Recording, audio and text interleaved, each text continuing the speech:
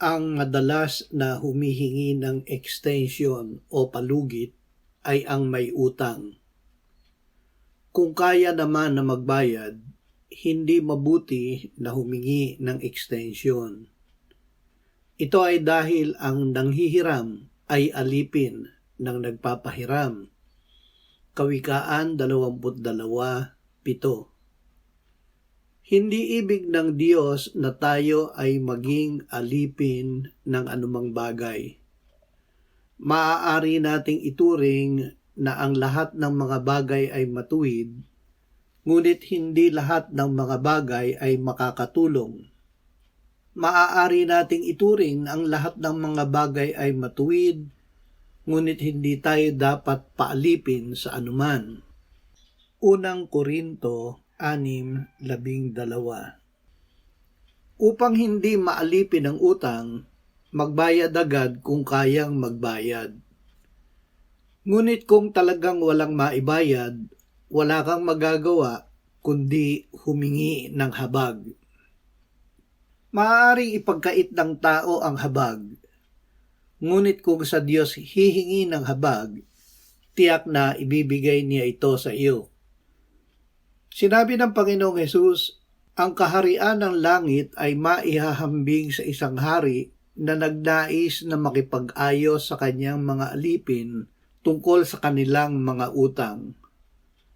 Nang pasimulan na niya ang pagkukwenta, iniharap sa kanya ang isang nagkakautang sa kanya ng 10,000 talento. Palibhas ay wala siyang maibayad, ipinag-utos ng Panginoon niya na siya ipagbili pati ang kanyang asawa at mga anak at ang lahat ng kanyang ari-arian upang sila'y makabayad.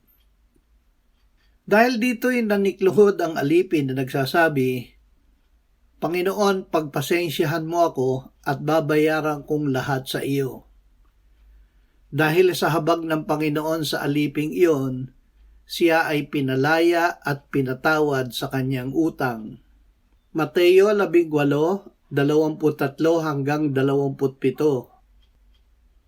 Ang sinabi ng alipin, Panginoon, pagpasensyahan mo ako at babayaran kong lahat sa iyo, ay paghingi ng extension. Ngunit alam ng kanyang Panginoon na siya ay walang maibabayad.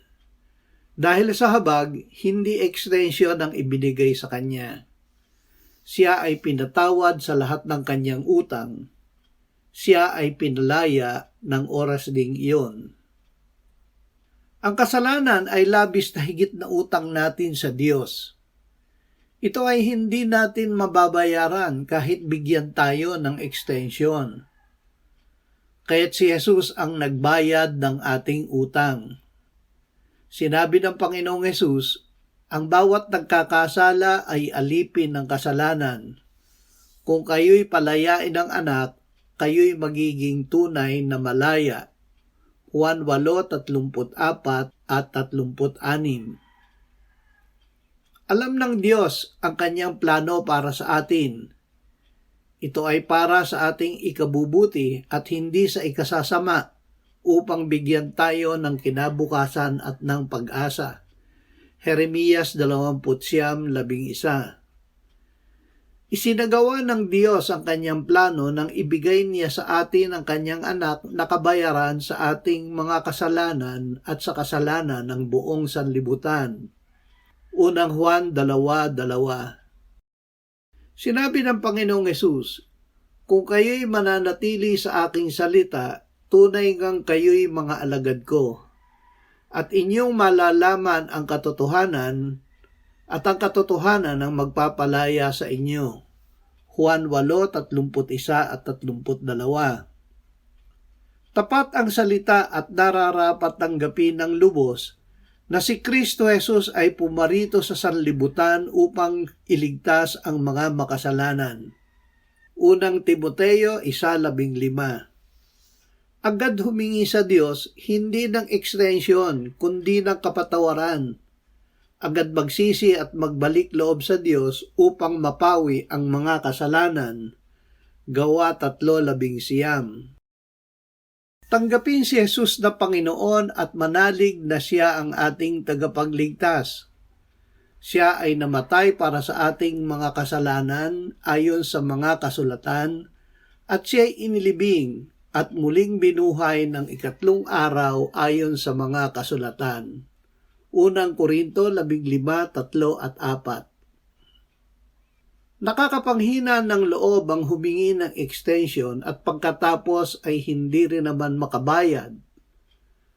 Ngunit dahil hindi extension ang ibinigay sa atin ng Diyos, kundi lubos na kapatawaran ng ating kasalanan, hindi tayo panghihinaan ng loob bagamat ang ating panlabas na pagkatao ay nabubulok dahil ang ating panloob na pagkatao ay binabago sa araw-araw. 2 Korinto 4:16. Nagpakita ang biyaya ng Diyos na nagdadala ng kaligtasan sa lahat ng tao, na nagtuturo sa atin na matapos itakwil ang kasamaan at mga makamundong pagnanasa, ay dapat tayong mamuhay ng may katinuan, matuwid at banal sa kasalukuyang panahon, habang hinihintay natin ang mapalad na pag-asa at ang pagpapakita ng kaluwalhatian ng ating dakilang Diyos at tagapagligtas na si Jesucristo. Siya ang nagbigay ng kanyang sarili alang-alang sa atin upang tayo'y matubos niya sa lahat ng mga kasamaan at pakalinisin para sa kanyang sarili ang sambayan ng pag-aari niya na masigasig sa mabubuting gawa. Tito 2:11-13.